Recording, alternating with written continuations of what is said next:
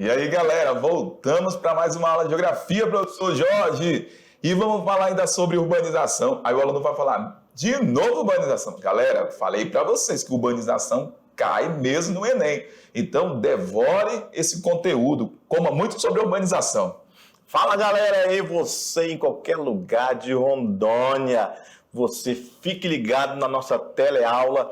Anota tudo que tiver. Ah, professor, é muito assunto. Beleza, não tem problema. Anote mesmo assim. O fogo intenso que faz o aço mais poderoso. Eita, arrepiou hoje, professor Jorge. De novo, é assim. E o nosso aluno é top, então ele também tem que ficar top. Tem que saber que às vezes tem um sacrifício. Isso mesmo. Isso, mas é pro bem dele.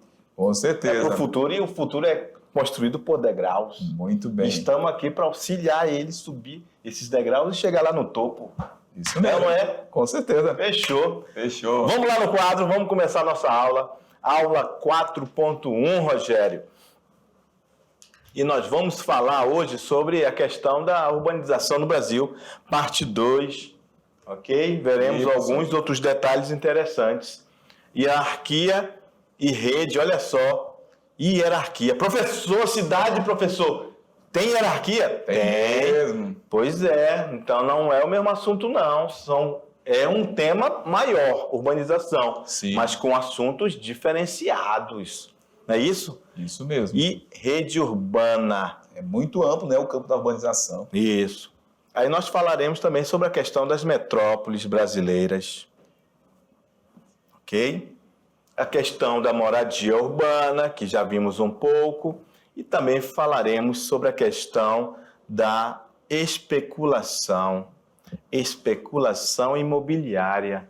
Essa especulação, inclusive, que traz alguns problemas para as cidades, né, Rogério? Isso mesmo. É isso? A gente sempre quer que o nosso aluno alcance a habilidade, é isso? E essa habilidade aí, ó, a gente tem certeza que ele, como você diz, Rogério, ele vai arrepiar nessa habilidade. Vamos lá, qual é a habilidade que a gente quer que ele tenha, Rogério? Fala aí. Reconhecer as transformações técnicas e tecnológicas que determinam as várias formas de uso e apropriação dos espaços rural e urbano. Beleza. O espaço rural, Rogério, só relembrando, é onde nossos queridos alunos, a maioria deles estão. Isso mesmo. Não é isso? Rede urbana. Começamos a aula aí falando para você e fazendo essa pergunta. O que é rede urbana?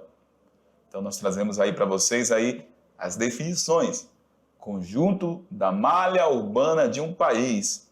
Se eu estou falando de malha urbana, a malha urbana é a área rural, professor Jorge? Não. Do país, não. São as cidades de um país. Então, essa interligação entre as cidades, a gente chama aí também de rede urbana. Beleza, Rogério. Mas a gente pode fazer uma analogia pelo próprio sentido etimológico da palavra Isso rede. mesmo. Não é isso? Muito bem. A rede de pesca. Muito bem. São várias linhas ligadas por nós. Não nós. Nó. Nó. Beleza? Muito bem. Ligada por nós. Então, cada nó, digamos que seja uma cidade, e esse complexo de vários nós interligados vai trazer essa rede urbana. Muito bem, professor. Não é isso? É isso mesmo. Podemos comparar, sim, com uma rede Com de certeza. pesca. E a galera sabe que é uma rede de pesca. Com certeza. Então Vários deles fica sabem. mais simples para entender. Sim, perfeito. São do campo. Muito bem. Vamos lá no quadro, por favor. Então, a rede urbana de um país, ela tem essa interligação entre as cidades. E dentro dessa rede urbana, nós temos fluxos. E os fluxos, eles podem ser materiais e também imateriais. Mercadorias circulam entre essas redes. Pessoas não circulam também, professor Jorge? Circulam. Capitais, informações. Então, se a gente fosse falar de fluxos materiais, Mercadorias são fluxos materiais, pessoas materiais, mas capitais e informações seriam já fluxos imateriais. Beleza. Certo? Beleza. Mas ainda vale ressaltar, Rogério, que você falou de materiais, né? Fluxos materiais e fluxos imateriais. Pronto, para os nossos alunos aí saberem as duas palavras. Materiais e imateriais. Imateriais. Ok? Os imateriais está relacionado àquilo que não é a matéria. Muito bem. Não é isso? Fale aí, professor Jorge. Quando a gente fala de fluxo de capitais, a gente está falando de quê? Nós estamos falando de dinheiro. Estamos falando de ações. É o fluxo de capitais de um lugar para o outro. Eu não toco nele. Simplesmente mando. Que acontece de um determinado local para outro. Como, por exemplo, né, os investimentos nas bolsas de valores, as ações que são compradas por diversas pessoas, por diversas empresas, que às vezes não é nem do país de origem, é de outro país, né, professor Jorge? Isso, é a atividade bancária, né? Muito bem. Atividade financeira. Isso é o fluxo de capital. Muito bem. Ele é imaterial. Isso mesmo. Beleza? E esse fluxo, quando a gente fala desse fluxo, Rogério, obviamente vamos utilizar o termo etimológico da própria palavra em si. Fluxo, algo que se movimenta. No entanto, esse movimento ele é interessante. Por que ele é interessante? Porque ele não é um movimento que se dá de qualquer forma. Ele precisa das tecnologias de informação e telecomunicações. Isso mesmo. Não é isso? Precisa de quê, então? Precisa da internet, precisa do computador, precisa dos sistemas de informação dos bancos, por exemplo, dos aplicativos que estão nos celulares. Não é isso? Isso mesmo. Falou tudo. Então, esse é um exemplo de fluxos imateriais. Beleza? Vamos lá no quadro. Aí nós temos aí as informações, o professor já falou. Então, se a gente fosse fazer a ligação aqui, né, professor? Os materiais, vamos puxar em certo. Mercadorias, pessoa, os imateriais. Muito bem. E também capitais. Fechou. Beleza, Rogério. Ficou legal. Anualmente, milhões de pessoas e toneladas de mercadorias circulam entre as cidades brasileiras. Olha só essa pequena frase, essa oração aqui, ó, já dá quase uma aula inteira. Olha Isso só, mesmo. olha só, anualmente milhões de pessoas e toneladas de mercadorias, Rogério, circulam entre as cidades brasileiras. Estamos falando do fluxo. Isso mesmo, Não é professor. isso? Então, vamos lá falar um pouco sobre isso? Bora. Quando a gente fala de mercadorias, por onde elas vão? Pela BR. Estradas, Isso. hidrovias. Isso, são as linhas, Rogério. Muito bem. Onde conectam os pontos de uma cidade para outra. Não é isso? Quando a gente fala dos capitais, que falamos agora há pouco, o capital financeiro indo de um celular para o banco ou para uma outra conta de uma outra pessoa numa outra cidade. A informação vai pelas redes de computação. Isso mesmo. Que ligam um ponto ao outro. Vão se tornando essas redes. Então, realmente é uma complexa rede, não é isso? Inclusive, tem até a rede elétrica, várias outras redes. Muito bem. A rede e a malha viária também faz parte dessa rede. Isso beleza? mesmo. Falou, Vamos lá no quadro. Muitos dos fluxos de pessoas são diários, realizando-se por motivo de trabalho, estudo, compra, assistência médico-hospitalar, negócios, participação em eventos, feiras, exposições, palestras, shows, lazer, turismo e etc. Rogério, que coisa maluca isso, cara. Nós falamos de tanta coisa ali que dá um mundo de complexidade absurda. Nós não podemos ver rede urbana sem ver tudo isso acontecendo. Isso mesmo. Não só acontecendo, como acontecendo de forma simultânea, ok? Então chega aí, vamos novamente conversar com o nosso aluno.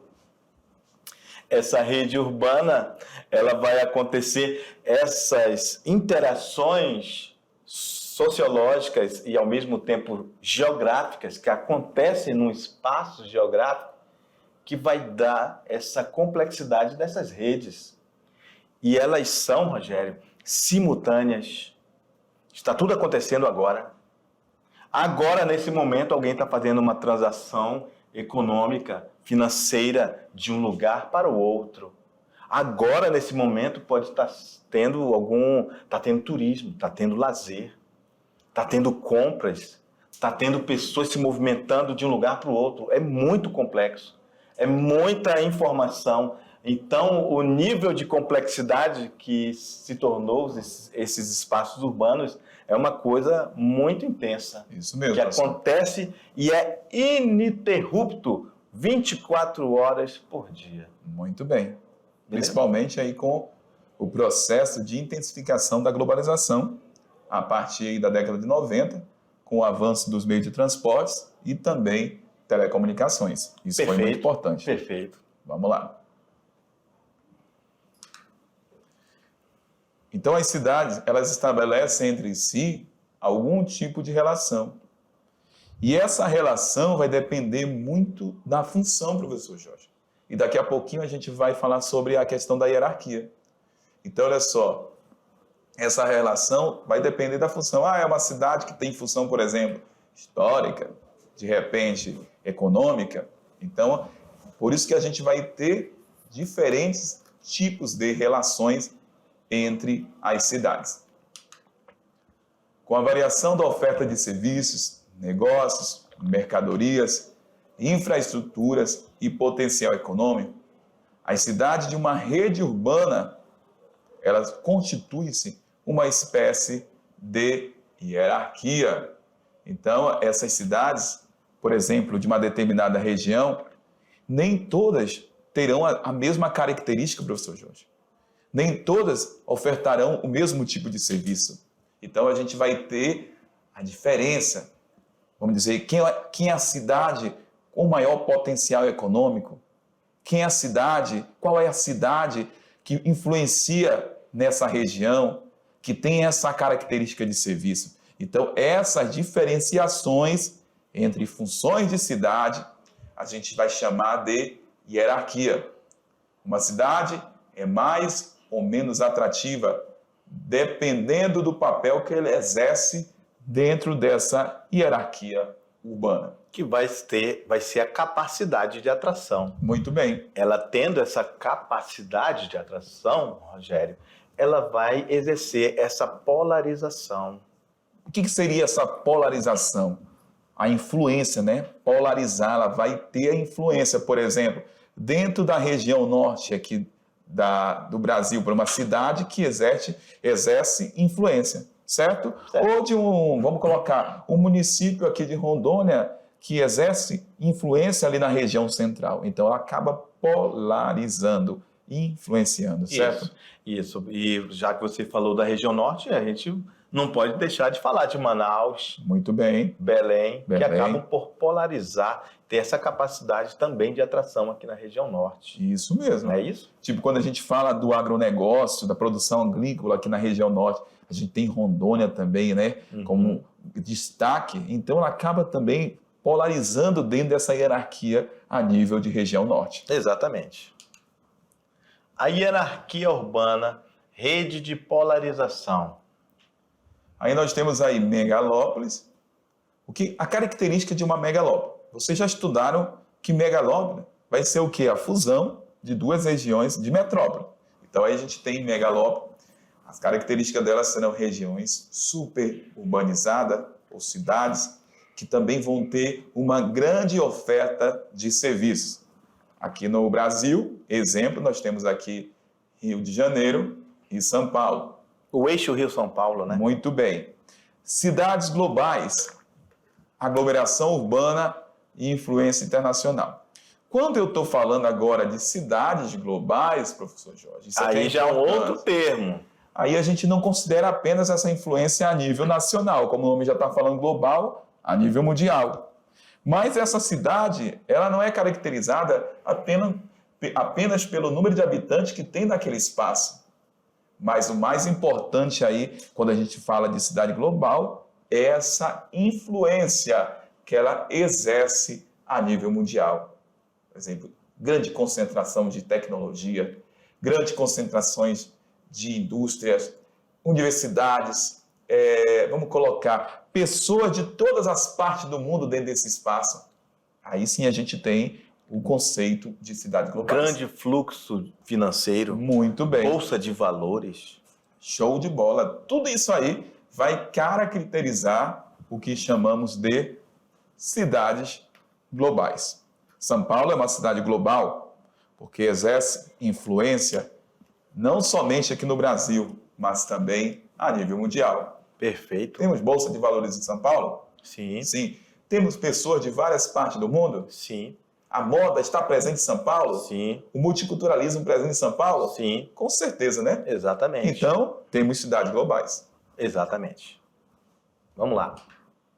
Essas cidades contíguas, segundo a hierarquia urbana, exercem influência no espaço urbano, sendo importantes regiões econômicas e políticas do país. Muito bem. Então, nós temos aqui uma tabela do IBGE com as 10 regiões metropolitanas mais populosas. Está falando de populosa, número de pessoas? Isso. Agora, se estivesse falando de repente povoadas, a gente estaria falando de densidade demográfica, que é a mesma coisa que a população relativa. Então, nós temos aí a região metropolitana de São Paulo, com uma população mais de 20 milhões de habitantes aí, né, professor Jorge? Então, nós temos aí as 10 maiores regiões metropolitanas mais populosas do Brasil. Então, além de São Paulo, temos Rio de Janeiro, Belo Horizonte, Porto Alegre, o DF, Distrito Federal, a região metropolitana de Salvador, do Recife, Fortaleza, Curitiba e Campinas. Então, se a gente analisasse essa tabela, se você estivesse ali no Enem, no vestibular, e perguntasse de repente, onde concentra maior parte das regiões metropolitanas do Brasil, a gente poderia falar com toda certeza que é entre a região sudeste e sul do Brasil. Certo, professor Jorge? Beleza. Vamos lá. Hierarquia urbana. Organização das cidades dentro de uma escala de subordinação. Opa! Professor Rogério, apareceu uma palavra nova aí que o nosso aluno precisa sublinhar. Que palavra é essa? Subordinação. Oh, garoto, você é fera. É ela mesmo. Então, hierarquia urbana está relacionado à subordinação, a uma escala de subordinação entre as cidades no Brasil. Beleza? E a hierarquia está relacionado à estrutura e o espaço de um país. Aí, dentro dessa estrutura do país, a gente vai ter vilas, cidades menores. Que subordinam-se, né, às cidades médias. E estas médias que se subordinam às cidades grandes. Então, esta relação de subordinação entre vilas, cidades menores, cidades médias e cidades grandes é o que a gente conhece como hierarquia urbana. Certo? A gente vai verificar já uma representação, mas eu vou tentar fazer um desenho. Vamos aqui, rapidão com vocês, aí vou tentar fazer um desenho, que eu não sou muito bom nem na minha escrita. A minha letra não é tão bela, mas eu escrevo, professor Jorge, não é igual a sua, né? Mas daqui a pouco eu vou tentar fazer um exemplo. Um desenho que às vezes também é meio assustador, mas eu consigo. Beleza. Rogério, que tal a gente conversar um pouco com o nosso aluno para ele entender essa hierarquia urbana a partir do lugar que ele está? Vamos lá, então. Agora. Esse aluno, ele está no campo. Aí ele sai do lugar dele, às vezes, para colocar crédito no celular. Se no lugar que ele tivesse sinal, não tem essa. Sim. Aí ele vai aonde? Lá na área, zona rural, não tem esse serviço. Ele vai na cidade.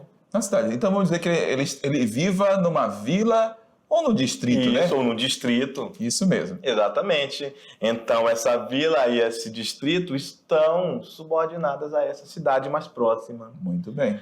Às vezes, essa vila e este distrito têm os comércios, beleza, mas é mais caro. E há também, além de ser mais caro, há uma limitação nessa oferta de serviços, de Exatamente. produtos, né? Aí, às vezes, essas pessoas saem desses lugares para fazer o rancho Muito bem. lá na cidade. Então, é uma espécie de... Nós estamos dando um exemplo de subordinação. De entender essa na subordinação. vivência a Na hierarquia vivência. urbana. Exatamente. Muito bem. Beleza? Excelente.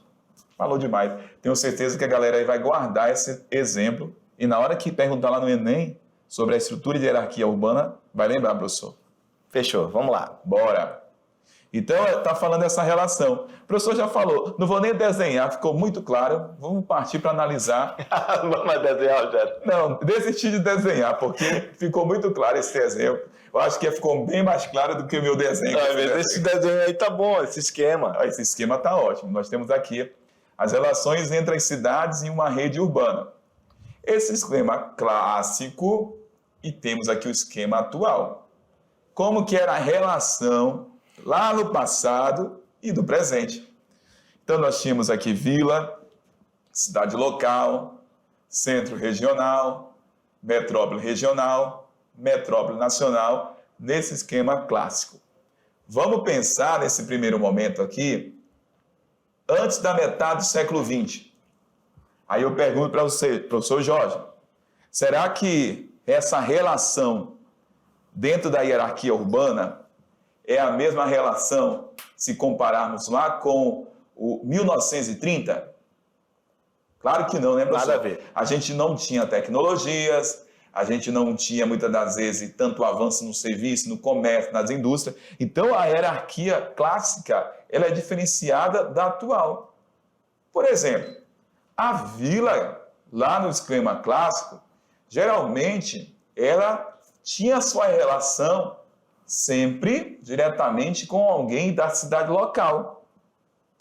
No esquema atual, com todo o processo de telecomunicações, professor Jorge, temos pessoas, como temos vários alunos aqui do nosso projeto de Mediação Tecnológica, que moram lá numa área de uma vila, de um distrito, que tem o acesso à internet.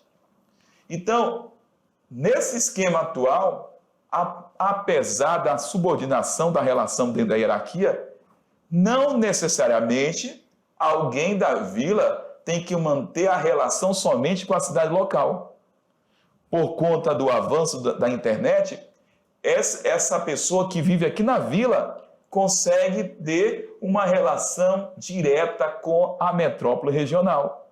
Pode fazer uma compra online e esse produto chegar. Pode ligar, pedir uma peça, pode comprar um insumo necessário para o campo. Mas lá, no esquema clássico, essa subordinação era mais levada ao pé da letra. Era mais rígida. Era mais rígida, porque não tínhamos mecanismo que, de repente, alguém da vila conseguisse ter o contato direto com a metrópole nacional. Primeiro que, vamos falar em telefone na década de 80 e 90, que já falamos lá no segundo ano, era muito difícil alguém ter um telefone na sua casa e depois o celular mais caro ainda, como você falou durante as aulas, né, professor Jorge? Isso. Então, essa relação de hierarquia mudou do esquema clássico para o esquema atual. Interessante essa sua observação, Rogério. E a gente, então, pode resumir em duas palavras o esquema clássico, a comunicação. A comunicação aqui era mais tradicional. Tradicional, seguia o esquema da hierarquia, né? Isso. Enquanto que no esquema atual, essa comunicação é mais flexível. Mais flexível. Não é isso? Ela é mais poderosa. ela é mais intensa e, inclusive, ilimitada. Muito bem. Beleza. Falou algo muito precioso, mais flexível, mas a gente também considera o seguinte, que apesar dessa flexibilidade, querido aluno, professor Jorge, a gente tem que lembrar que a metrópole nacional, a metrópole regional, mesmo no esquema atual, ela não perdeu aí a sua função, o seu poder. Não. Por isso que nós temos ainda a hierarquia urbana. Exatamente. E, como você falou, elas existem, são importantes, e inclusive os principais serviços ainda estão nelas. Muito Não é bem. isso? Serviços esses que a vila, um município menor, uma cidade menor, sempre vai buscar lá. E esses serviços que hierarquicamente vão buscar, eles têm um certo nível de complexidade maior. Muito bem. Por exemplo, podemos dar um exemplo, uma cidade pequena não vai ter um serviço de tomografia, Isso mesmo. e aí ela vai para uma cidade maior. Muito bem. É isso? Aí, às vezes, tem a tomografia. Agora eu preciso de uma ressonância magnética. Aí, agora, só na metrópole maior. Muito bem. Isso é um exemplo da hierarquia. Não é isso? Às vezes tem Estou dando exemplo de saúde. Pode ser também um exemplo da educação. educação, pode ser da indústria, que às vezes encontra até, vamos colocar, um mecânico, a oficina, mas às vezes não tem a disponibilidade da peça, tem que pedir de uma cidade maior, ou então da metrópole nacional. Rogério, eu vou te contar um segredo, cara. Conte Só agora. pra ti, ó. Não Bem vou falar baixinho. pra ninguém, Vamos não. lá. Só pra ti, hein? Nós aqui somos um exemplo, que nós estamos quebrando a hierarquia dessa rede. Isso mesmo. Porque nós do ensino médio estamos chegando lá no campo. Muito bem. Que eles, às vezes, num tempo atrás, tinham que se deslocar do campo para a cidade para estudar. Muito E bem. nós estamos chegando lá. Olha aí que exemplo, né? Não é isso? Muito bem. É a flexibilização. A flexibilização e ainda o avanço tecnológico. É isso aí. Não é à toa que o nosso projeto é mediação tecnológica. Isso mesmo. Fechou. Beleza? Bom Gostou? exemplo. Top, excelente exemplo. Vamos lá. Então, falamos aí, hierarquia também cai, galera, lá no Enem, por isso que a gente está dando esse exemplo. Então, dentro da hierarquia urbana do Brasil, nós temos aí as grandes cidades, que dentro dessas grandes cidades a gente tem as maiores concentrações de pessoas, que são as metrópoles, certo? Dentro das metrópoles no Brasil, a gente vai encontrar o quê? Diversidade de serviços, além dessa grande concentração de pessoas. Isso. Dentro da hierarquia do Brasil. Vamos lá. Cidades médias. Tem alguns serviços. Está atualmente em fase de crescimento e essa fase de crescimento foi motivada pela expansão industrial que vimos na aula passada por causa da desmetropolização. É isso mesmo. As metrópoles deixaram de crescer Isso. e cidades pequenas e médias passaram a receber as indústrias. Beleza. E a cidade pequena tem alguns serviços, colocamos duas vezes alguns serviços aí, porque realmente nem todos os serviços irão ser contemplados dentro dessas pequenas. E baixo consumo, porque às vezes tem uma população mais reduzida e a galera não vai ter todo esse poder de compra. E esse poder de compra também acaba afetando na disponibilidade de serviço. Isso. E Na oferta, né? interessante que nós estamos falando dessa hierarquia o tempo todo, Rogério. Certo. Mas a gente precisa explicar para o nosso querido aluno que está subentendido e falado a todo momento de uma forma silenciosa que nós estamos falando de nível tecnológico também. Isso mesmo, Não é isso? com certeza. Por exemplo, uma pequena cidade tem ali um serviço de cópia e tal, mas e, por exemplo, um mercado que quer fazer uma grande fachada? Aí já não vai ter aquele serviço ali. Ele vai para uma cidade maior que tem o serviço de plotagem. É isso mesmo. Não é isso? Que são aquelas imensas impressoras que imprimem grandes banners. Muito bem. Não é isso? Então, mais um exemplo. mais um exemplo. Então, eu entendo o seguinte, que a ausência, vamos falar, da modernidade, do progresso, da estruturação, acaba comprometendo essa disponibilidade de serviços, né? Perfeito. E aí a gente vai ter essa diferenciação entre as cidades pequenas, vilas, distritos, enfim. Beleza. Por exemplo, uma cidade sem energia. Um distrito, uma vila sem energia. Olha só a dificuldade. Eu vou montar uma indústria de leite. Vou montar, de repente, um supermercado. Vou ter que vender só enlatados. Enlatado. Porque não vai ter a energia para conservar os frios.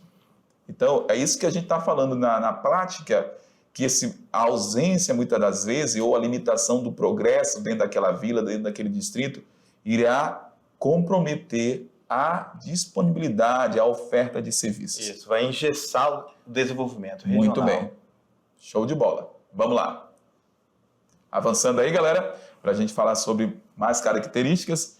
Segunda classificação no Brasil, dentro da hierarquia, com os dados do IBGE de 2008, temos 12 metrópoles que são subdivididas aí, que temos subníveis.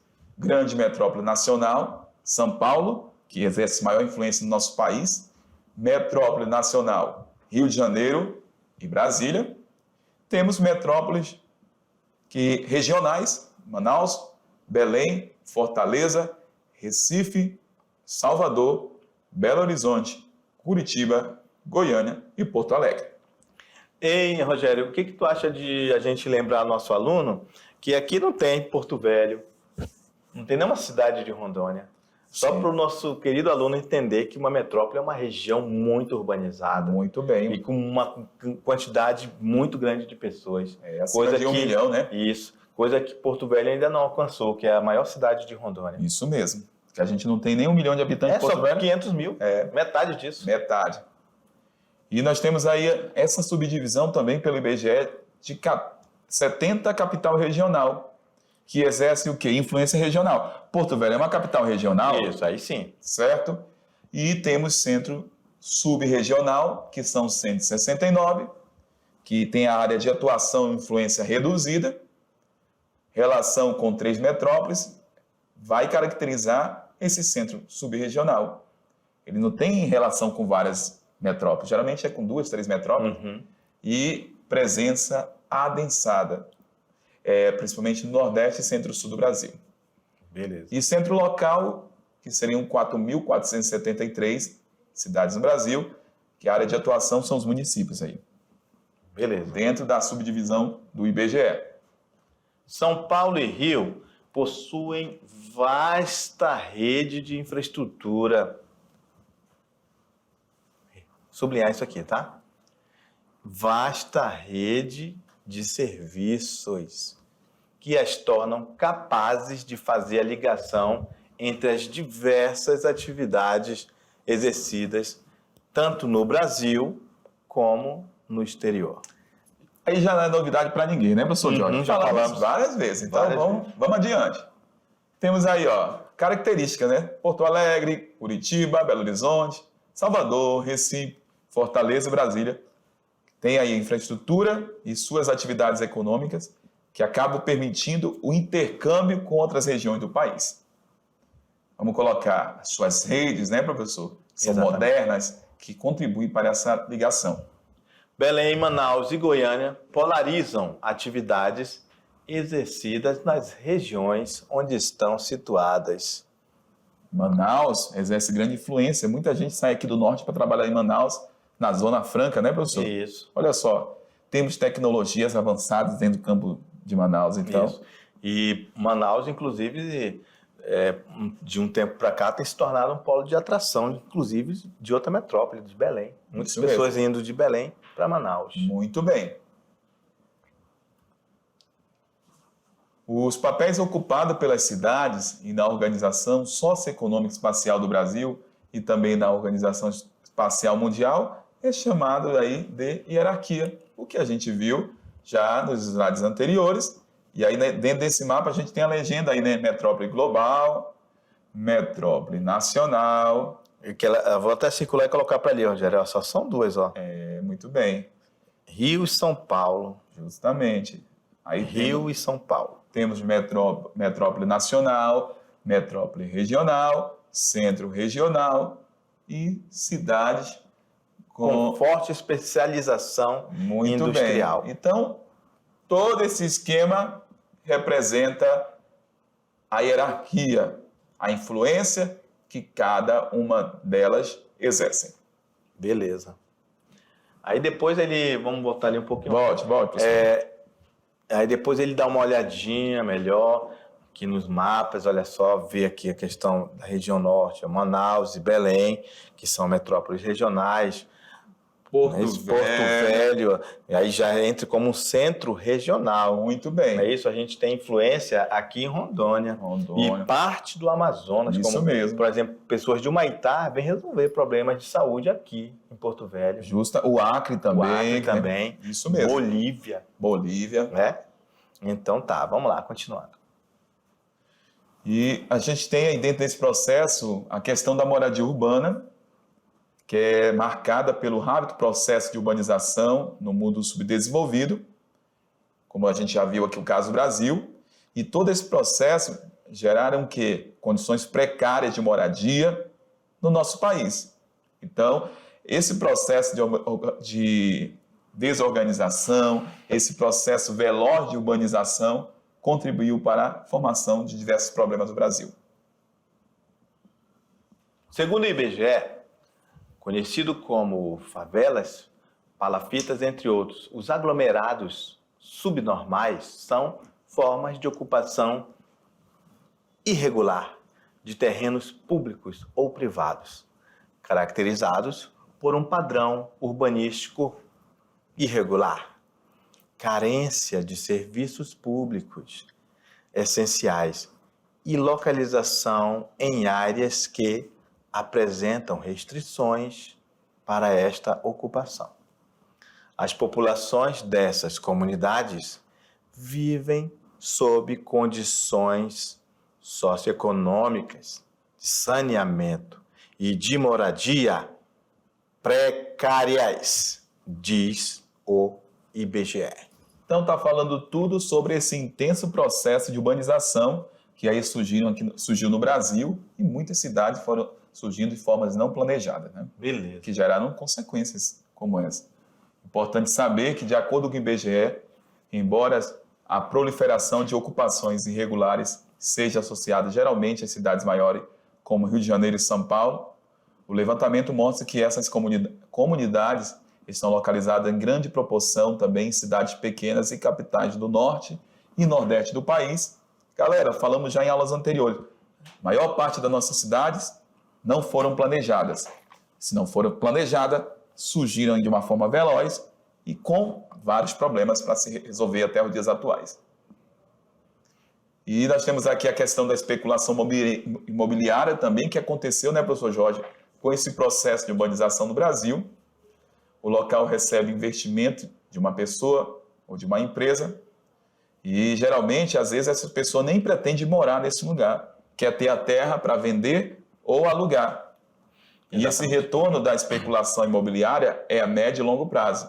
Exatamente. E o que vai acontecer como consequência dessas apropriações? O aumento do preço do solo. Perfeito. Isso é especulação imobiliária. Muito bem. Você vai passando por um lugar, vê um terreno vazio, quer dizer que alguém ali está deixando aquele terreno valorizar. Muito bem. Historicamente, a ocupação do solo urbano levou grande parte da população mais pobre para a periferia. Isso resultou da ação dos responsáveis pelo planejamento urbano, que, via de regra, não priorizaram a questão da habitação para a população pobre, ok? Isso mesmo. De baixo poder aquisitivo. As empresas imobiliárias também participaram ativamente desse processo, loteando a cidade de acordo com os interesses de valorização de seus imóveis no mercado. Esse modelo de ocupação urbana tornou-se, assim, amplamente favorável para especular esses terrenos. Então, olha essa charge, né, Rogério? Para a gente fechar aí com chave de ouro. Isso mesmo. Uma chave sobre a especulação imobiliária. A especulação imobiliária, ela é predatória. Isso mesmo. É isso? Uhum. Então, a gente pode perceber aí que a especulação imobiliária é um serviço que interessa ao capital. Capital. Né? Trabalha para o capital, não é isso? Isso Ela mesmo. não está disponível para o social. Isso mesmo. Então, a especulação imobiliária acabou contribuindo aqui na história do Brasil, também de certa forma, para a questão aí do surgimento de áreas periféricas. Intensificando, né? Intensificando. Aí a gente vai encontrar a famosa segregação, né, dos espaços territoriais do Brasil. Beleza? A gente volta aí daqui a pouquinho para a nossa aula de revisão. Tchau! Tchau!